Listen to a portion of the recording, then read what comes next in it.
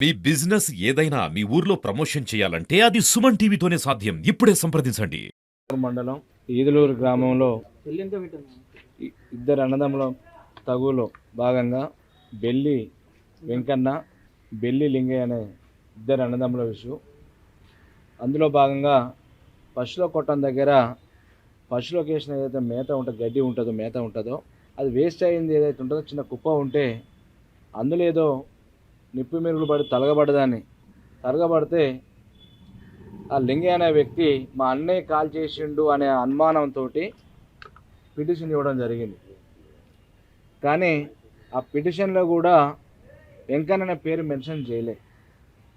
అనుమానితులతో petition ఇస్తే వాళ్ళ అన్నని తీసుకెళ్ళి పోలీసు వాళ్ళు వాళ్ళ తమ్ముడు లింగయ్య కానీ లింగయ్య అల్లుడు తొండకి సంబంధించిన వ్యక్తి వాళ్ళ యొక్క ఫోర్స్ తోటి అధికార పార్టీ నాయకుల యొక్క ఫోర్స్ తోటి పోలీసు యంత్రాంగం మీద ఒత్తిడి తీసుకొస్తే అతన్ని స్టేషన్ తీసుకెళ్ళి వెంకన్నని 18వ తారీఖు నాడు బెల్ట్ తీసుకుని విపరీతంగా కొట్టడం జరిగింది.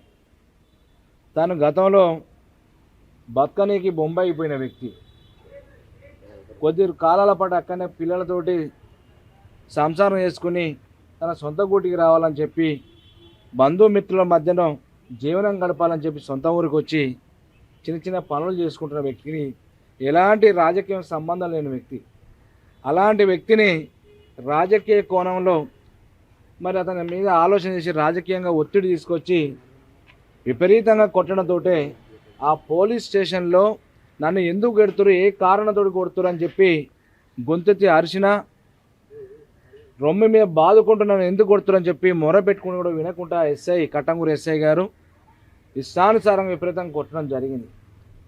తర్వాత ఈవినింగ్ సాయంత్రం ఇంటికి పంపిస్తే ఇంటికి పోయిన తన భార్యకు పోలీసులు తీసుకుపోయి నన్ను కొట్టారు, ఎందుకు కొట్టారు, ఏ కారణం నాకు తెలుస్తలేదు అని ఇంట్లో భార్య చెప్తే మా తమ్ముడు ఏదో పిటిషన్ ఇచ్చిందంట అని చెప్తే ఇంట్లో ఆమె కొద్దిగా లొల్లి చేసింది. ఎందుకు కొట్టించడం మా భర్తనని చెప్పి ఆవేదన వ్యక్తం చేస్తే మళ్ళీ ఆ మాటలు అన్నవి రికార్డు చేసి మళ్ళీ పోయి పోలీస్ స్టేషన్లో ఆ బెల్లి లింగయ్య అన్నట్టు ఆయన మళ్ళీ పిటిషన్ ఇవ్వడం జరిగింది. అదే రోజు మళ్ళీ 19వ తారీఖు నాడు కానిస్టేబుల్ ఎస్ఐ గారు పంపించి ఎస్ఐ గారు రమ్మంటారా అంటే నిన్న 18వ తారీఖు తిన్న దెబ్బలకే భయం ఎక్కువ ఉంది.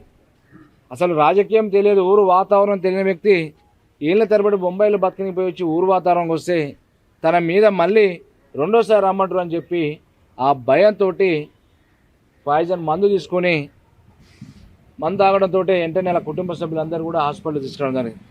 దాదాపుగా 18 తారీఖు అంటే 24 గంటే 6-7 రోజులు కావస్తుంది. ఎస్ఐకి పిటిషన్ ఇస్తే మళ్ళీ పట్టించుకోలే. అలా కుటుంబ సభ్యులు వచ్చి 18 తారీఖు నాడు పిటిషన్ ఇచ్చారు.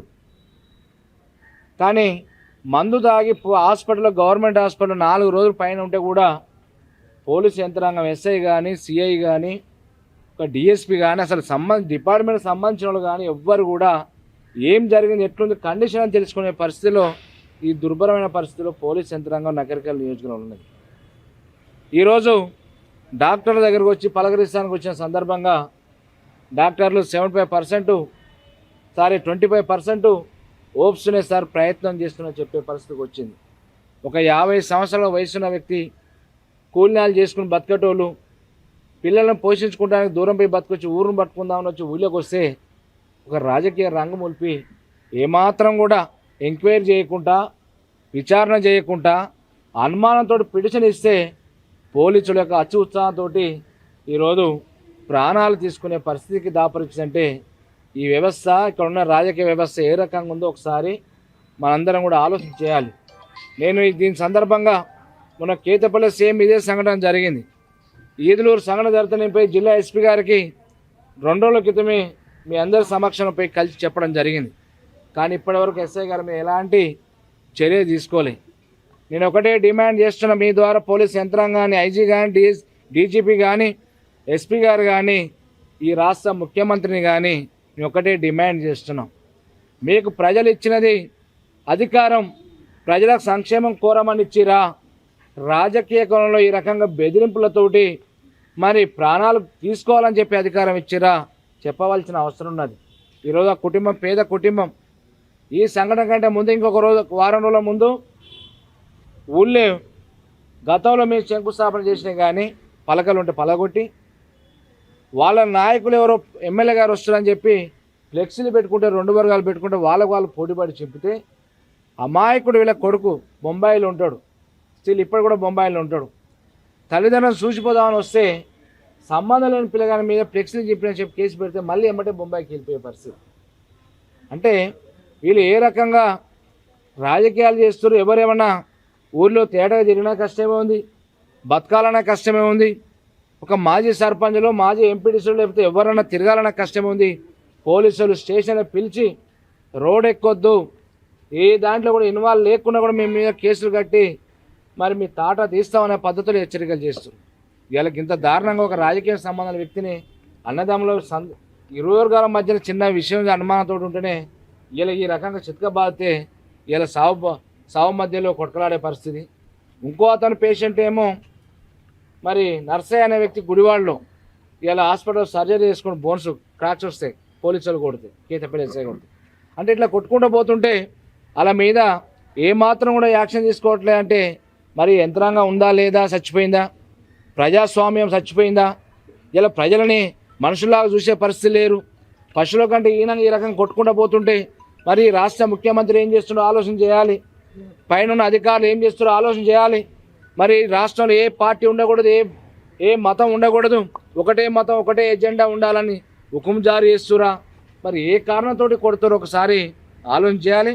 మేము ఈ తరపున మరి ఎంకైనా కుటుంబ సభ్యుల తరపున మేము డిమాండ్ చేస్తున్నాం ప్రభుత్వాన్ని, అలా కుటుంబ సభ్యులను పరామర్శించాలి. అతను జరుగుతున్న ప్రాణానికి ఉన్న ఇబ్బంది ఏందో మొత్తం పూర్తిగా ప్రభుత్వ ఖర్చులతోటి వైద్యం చేయించాలి. ఏదైనా జరగని పరిస్థితిలో జరిగితే మాత్రం పూర్తి స్థాయిలో నేను ఇప్పటికీ డిమాండ్ చేసిన, మొన్ననే చేసిన, మళ్ళీ చెప్తున్నా, ఆ కట్టంగూరు ఎస్ఐ ఎవరైతే ఉన్నారో అతను ఇమీడియట్గా సస్పెండ్ చేయాలి. కేతపల్లి ఎస్ఐ ఎవరైతే ఉన్నారో ఇమీడియట్గా మీరు సస్పెండ్ చేయాలి. మీరు ఏదో అధికారం ఉంది అని చెప్పి ప్రజానాయకులను చూసుకొని మీరు ఏమైనా మీరు చట్టపరంగా మీరు చర్యలు తీసుకోకుండా మరి వాళ్ళని చుట్టపు చూపులాగా చూస్తే మరి తిరగబడే రోజులు వస్తాయి. ప్రజాస్వామ్యాన్ని కాపాడాలి మీ, కానీ చట్టం మీకు ప్రజలు అప్పచెప్పారు, ప్రభుత్వం ప్రజలు ఇచ్చారు, అది కాపాడకుంటే ఈరోజు ప్రాణాలతో చెలగాటమాడితే చూస్తూ ఊరుకోవడానికి ప్రజలు సిద్ధంగా లేరనే సంగతి మరి ఈ యంత్రాంగానికి విజ్ఞప్తి చేస్తున్నాం, ఈ రాష్ట్ర ముఖ్యమంత్రికి విజ్ఞప్తి చేస్తున్నాం. బేషరతుగా వెంటనే కట్టంగూరు ఎస్ఐని, కేతపల్లి ఎస్ఐని ఇద్దరిని సస్పెండ్ చేయాలి. మీరు సస్పెండ్ చేయని నెల ఖచ్చితంగా మేము ప్రజాస్వామ్య పద్ధతిలో మరి న్యాయబద్ధంగా మరి న్యాయస్థానాన్ని ఆశ్రయిస్తాం. ఏ రకంగా చర్యలు చేపట్టాలో మరి న్యాయం ముందు పెడతామని చెప్పి సందర్భం తెలియజేస్తూ మీ ద్వారా మరి అధికారులకు కానీ ప్రజలకు కూడా తెలియజేయాలని చెప్పి సందర్భంగా తెలియజేస్తూ ఆ పేద కుటుంబాన్ని ఈ ప్రభుత్వం ఆదుకోవాలని చెప్పి ఈ సందర్భంగా డిమాండ్ చేస్తున్నాం. నా భర్తను కాపాడండి, మాకు అన్యాయం జరిగింది సారు. ఏం జరిగింది? కేసు పెట్టిరు సార్, కేసు పెట్టి బాగా కొట్టిపించారు.